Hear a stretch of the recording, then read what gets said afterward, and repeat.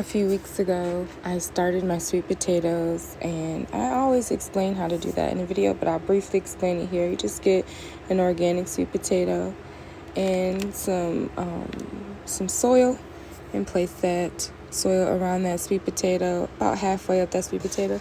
Water it, put it in a warm place with some light or sun, and let it sit, and you'll get some slips. So these are the slips. I'm starting to pull slips off of this one. And this is what the slips look like. I pulled a few off. That's what they look like. And I'm just going to set this. I'm going to plant these in soil because they already have the roots, so they don't need to be put in water. But if they don't have the root, or if you want the root to develop a little more like on this one, just go ahead and put it in some water and it'll get some more roots, and then you can plant it in some soil. So first, I wait till June 1st to put my sweet potato slips in because sweet potatoes like very warm weather. But I'm gonna try for mid-May just to get them in earlier because I have some other family things that I want to be a part of this year, and I won't be able to if I wait until June. Get warm. If you have a warming mat and you leave your plants on there, you basically cook them, which is what I accidentally did to these two tomatoes and to this tomato. But I'm going to rehab this too. It'll be fine. I'll just take these bottom leaves off and plant the whole tomato in the ground all the way up into the leaves that you see. These are all pepper, what I call tests, to see if the seed was viable or not, and they were viable. These are small sweet peppers. The reason why this was a test was because I actually ate the sweet pepper. I bought it from the store. It tasted good. I saved the seed, and I started peppers from that seed that was in that pepper. All of my peppers that you see that are in cups or containers now were started in something called a seed snail, which looks like this. This was a pepper that I did a test on to see, how it would grow if I planted it. It didn't start in a big one like this. It started in a smaller container like that, and then I potted it up. But the ones that started in the containers that like this versus the seed snail, I will say they got larger quicker than the ones in the seed snail. The seed snail allows you to start a lot of plants quickly in a smaller space. However, it does need to be potted up if you actually want a nice, big, pretty plant to go into the ground. So this is a beautiful pepper plant. I've done something called I topped it, where I pinched the leaves that are growing here, and the reason why I did that is because I want this pepper, I want it to bush out, and so when you pinch the top, it stops growing so much tall versus growing out this way. And you can see once I pinched it, I'm starting to get growth here and growth there, and there's a little bit of growth here and there. And so that helps the pepper not grow as tall, but grow bushier, which it can then support more peppers on this plant. So this is a beautiful plant. This plant would be ready to go outside, but also peppers like heat too. So I'm shooting for mid-May, end of May, hopefully before June 1st as well. So this is sunflowers growing in a seed snail. Didn't know how good they would do. And the seed snail did start the sunflowers, so now I know that that's an option if I need it. But I did find that my sunflowers grew a lot better when planted in containers. For instance, here's a sunflower here that this was also a test, and it's actually pretty tall. This one I started I planted it up quicker, so that allowed for it to just take off. And these are teddy bear sunflowers. I love teddy bear sunflowers. This is from my stock that I grew last year. Harvested the seed, and actually down in there it might have a flower starting, I'm not sure, but these will go outside. Actually have one test outside being hardened off outside, so I'll check that sunflower test to make sure that one's okay, and then I'll put this one and that one up there and those in that seed snail outside. I've grown loofah before. Yes, the loofah that you wash your body with, it does grow in the ground. It is not from the sea or water or whatever people think, because I thought that too. But it grows. I grew loofah 3 years ago. I don't need to grow loofah every year. I use what I have, but I started it again, and this plant is doing really well. I started a loofah in a seed snail, and then I took this one plant here out of the seed snail and moved it here. I reused some plastic because I didn't have something to plant it in big enough, so I just used some plastic bag, a clear plastic bag. I like using clear stuff because I like using clear stuff because it lets me see if the roots are developing. It won't go out until the same time around sweet potatoes, peppers, and loofah will go outside together. But it's already getting its grabbers. That's what I like to call them. Oh my, it's already about to get a flower. No, don't do that. I didn't even see that. Some of this was tests as well. I ate a red bell pepper. I liked that bell pepper. It was a nice, big, large, sweet bell pepper. I took the seeds. I got that bell pepper from the store because, yeah. And so I harvested that seed and planted it. And they were viable. So here we are. I'm also growing fish peppers, which is a spicy pepper. And the story behind that pepper is that is an African American a seed that came over from Africa. It was brought here by our African ancestors, and it came over in the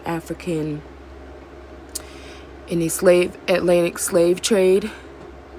But that seed was brought here, and so I plant some things to honor my ancestors, and I've planted fish peppers before. I know they have like a little sharp, prickly spice. I don't know if that makes any sense. But I have those this year, and I have jalapeno peppers this year. My husband loves jalapenos, and we make hot honey from, here's more jalapenos here. We make hot honey from our spicy peppers. And again, here's my tomatoes that I'm rehabbing. Most of my tomatoes are outside being hardened off because tomatoes can go out when it's a little bit colder. You don't have to wait for it to be as warm for tomatoes to go out as you do for peppers. But my tomatoes, actually, for the most part, they're looking pretty good, right? These are tomatoes in seed snail, and if you look at them, they're not looking so good. Look at that leaf. Look at that.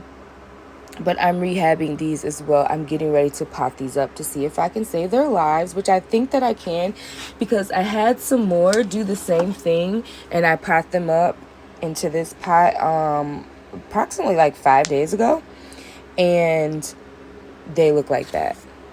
So they look a lot better. So I'm going to take these out of the seed snail and put them in there. One thing that I noticed about these turning yellow like that was all of the ones, these were old seeds, and I was just trying to see if the seed was viable, and these were heirloom.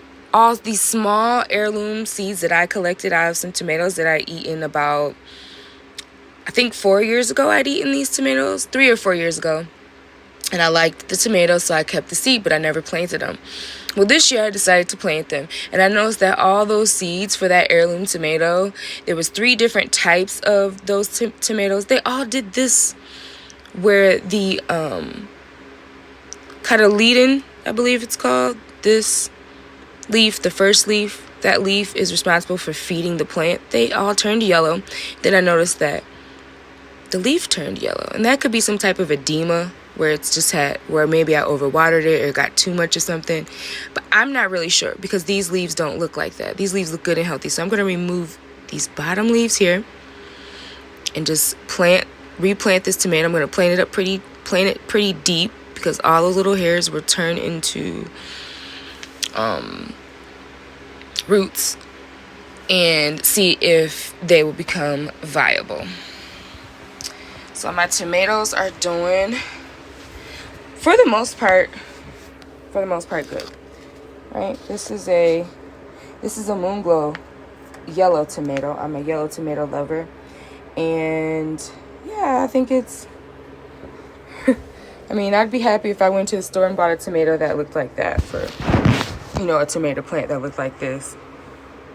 And if you're buying a tomato plant that looks like this, you're probably paying $5.99 for it, $6. Maybe this year, I don't know, $6.49, depends. So I started that. Oh, those were started $2.17 in case that's helpful. And last thing is a couple, this is, what is this? This is a bottle.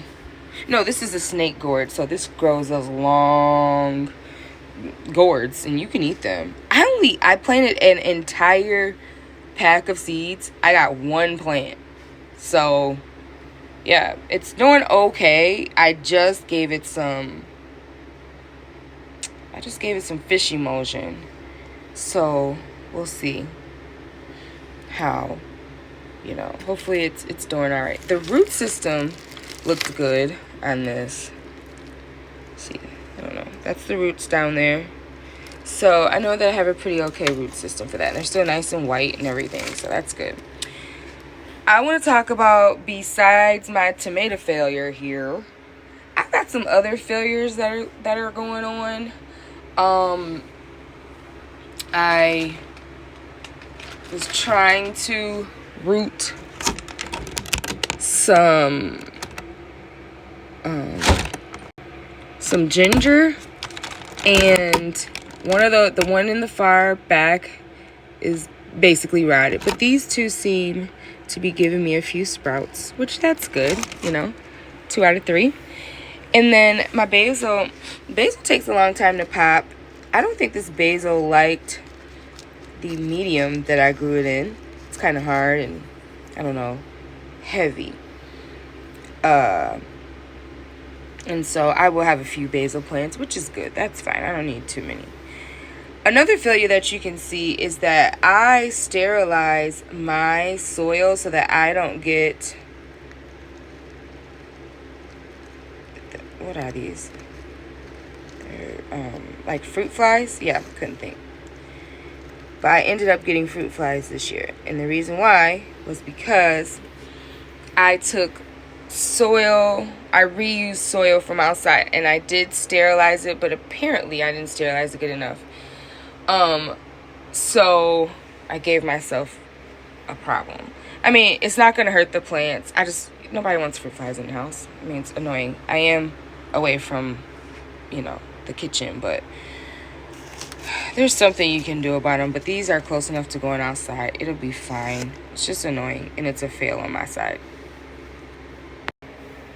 Other than that, in terms of failures, you know, when I say failures, I just mean like it just didn't work out the way that I wanted it to. It's no real failure in the garden. You just keep going. I mean, unless you have an entire crop failure. I did have one almost entire crop failure, and I'll tell you about that as well. But before I tell you about my entire crop failure, I will show you this right here, which is lavender. I've never grown lavender. I'm new to lavender. Yeah, I'll take just a few lavender plants. That's fine. So I don't count that as a failure. That's actually a win. So my brother had bought me some fig cuttings, and I planted them all the same way, and none of them grew. Like, so I only have one fig. I wanted to be able to put in a row of figs out onto the land this year, but I won't be able to. The one fig that I did get is pretty beautiful. It's a Chicago hardy fig. That's the only fig plant that I'll have this year. Hopefully it'll be viable as well. Be able to take care of it. But it's my garden update. Doing pretty good here.